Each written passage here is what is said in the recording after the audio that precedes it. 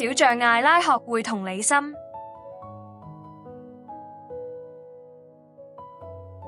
在綠油油的叢林裏，住着一隻年輕的小象，名字叫艾拉。它有着大大的耳朵、好奇的心，以及愛玩耍的性格。艾拉喜歡在水坑裏嬉戲，追逐蝴蝶，但有時候他不太懂朋友難過的感受。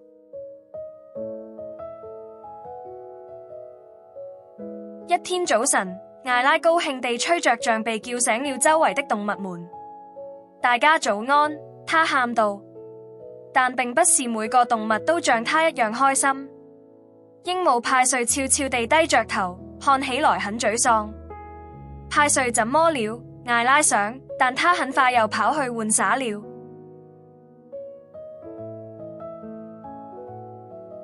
後來，艾拉看到派瑞孤單地坐在樹枝上，來玩捉迷藏吧，他喊道。派瑞搖搖頭，我弄丟了最喜歡的羽毛，我很難過。艾拉樂樂笑着說，那只是一根羽毛而已，快來玩嘛。派瑞轉過頭去，艾拉不懂為什麼朋友不開心。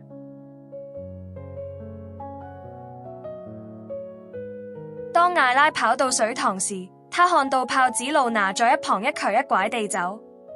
怎麼了？艾拉問。露娜低聲說，我的腳受傷了。沒關係的，艾拉高興地說，還在旁邊拍水玩耍。露娜皺起眉頭，似乎艾拉的話並沒有幫助到她。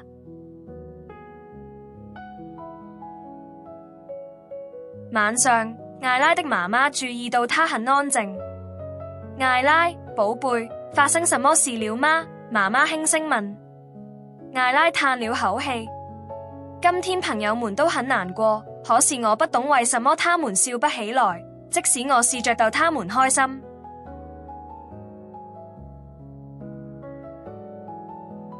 媽媽溫柔地笑了。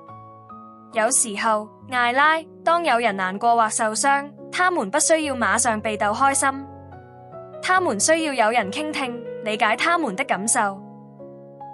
理解？艾拉問。對。那就是同理心，用心去感受別人的心情。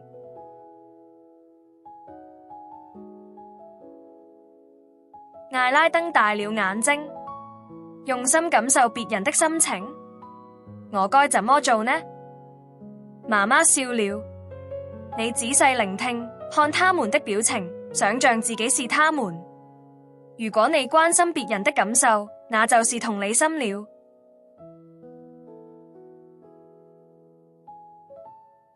第二天早上，艾拉決定試試看。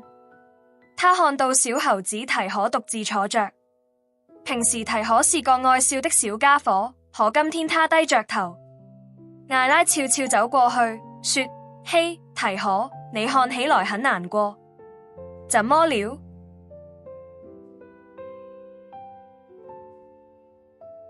提可抽了抽鼻子。風暴把我的香蕉樹弄倒了，我沒有水果吃了。艾拉想起媽媽的話，她沒有笑，也沒有說別哭啦，而是輕聲說：那一定很難過吧？你很喜歡那棵樹。提可點點頭，是啊，我真的很喜歡它。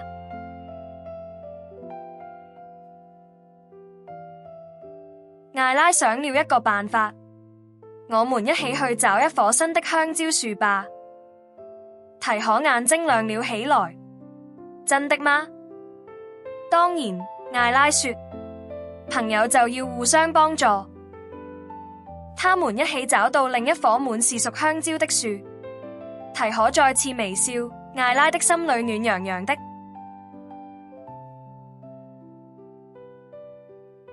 那天晚些時候，艾拉再次遇到派瑞，他依然安靜。這次艾拉沒有催促。派瑞，我很抱歉你的羽毛丟了，一定讓你很難過吧？派瑞驚訝地看着他，你還記得？艾拉點頭。如果是我也會難過。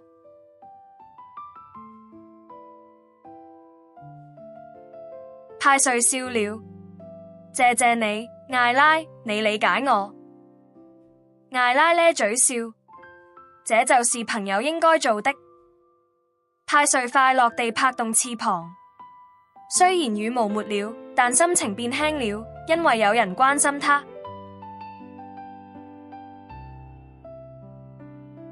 很快，叢林裡的動物們注意到艾拉變了，他不只是愛玩，還變得溫柔。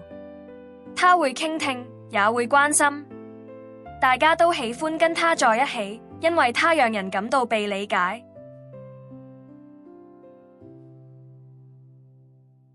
一天午後，暴風雨來了，雷聲隆隆，閃電劃過天空，所有動物都躲起來。艾拉發現小鳥比比在葉子下顫抖。你還好嗎，比比？他問。我很害怕，比比輕聲說，抖個不停。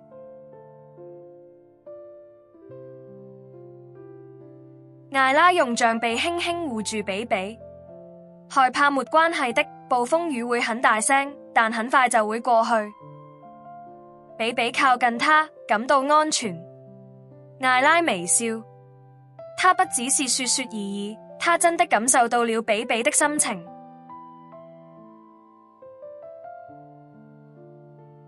雨停後，動物們都走了出來，天空變成金色的陽光。艾拉心裡暖洋洋的，原來這就是同理心啊！他想幫助別人，從理解他們的感受開始。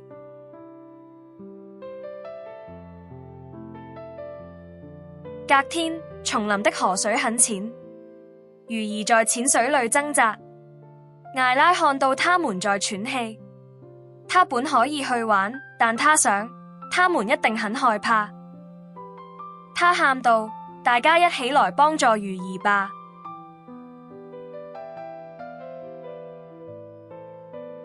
艾拉用力地用象鼻把附近的小溪水舀到河裡，很快，其他動物也加入了，河水漸漸充滿，魚兒又可以自在游泳了。艾拉心裡跳起舞來，原來同理心還可以拯救生命。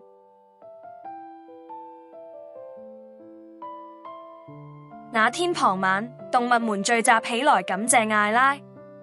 派瑞說：你總是知道我們的感受。露娜說：你還幫了魚兒。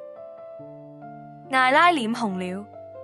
我只是試着想象你們的感受，然後用我希望別人幫助我的方式去幫助你們。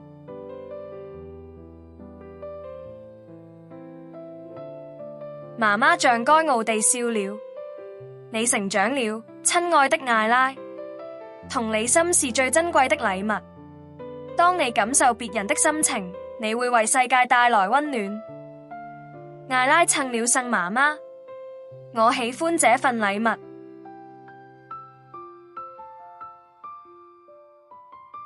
隔天早晨，艾拉發現了一件神奇的事情，周圍的動物也開始對彼此更友善。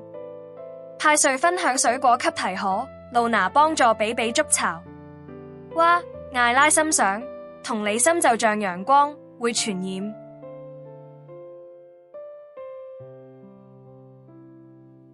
艾拉開始教其他小動物同理心，很簡單。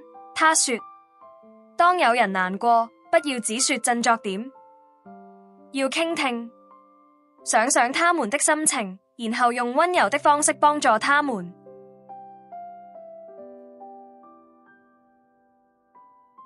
提可舉手，所以同理心就是做感覺朋友。艾拉笑了，對，你把朋友的感受放在自己的心裏。小動物們點點頭，都想試試看。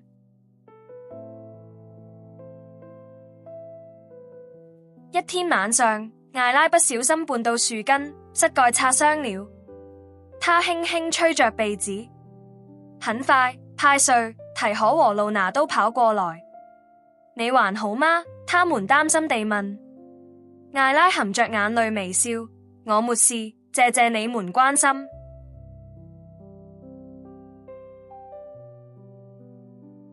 露娜輕輕吹着他的傷口，一定很痛吧？提可拍了拍他的象鼻，我們會陪你，直到你好起來。艾拉的心暖洋洋的，現在我的朋友也在對我展現同理心，感覺真棒。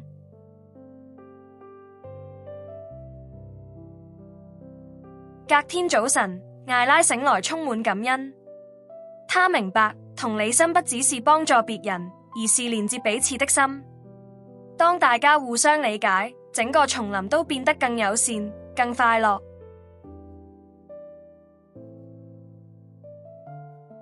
日子一天天過去，叢林裡充滿笑聲、歌聲和關心。即使遇到困難，他們也一起面對，用同理心互相支持。艾拉看着朋友們，心裡想：我們都學會了感受彼此，大家都閃閃發光。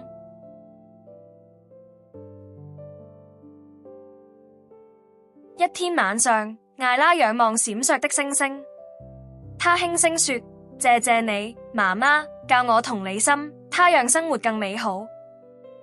星星閃爍，好像在點頭同意。艾拉閉上眼睛，感到平靜又驕傲。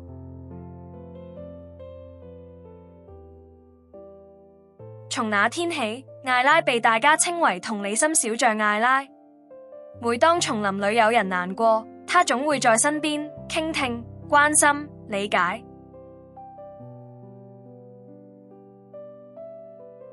於是，叢林裡充滿了和諧、愛心與笑聲。艾拉明白，同理心不只是感受別人的痛苦，它還能讓心靠得更近，讓世界變得更溫柔。每一顆感受到他善意的心，也學會將同理心傳遞下去。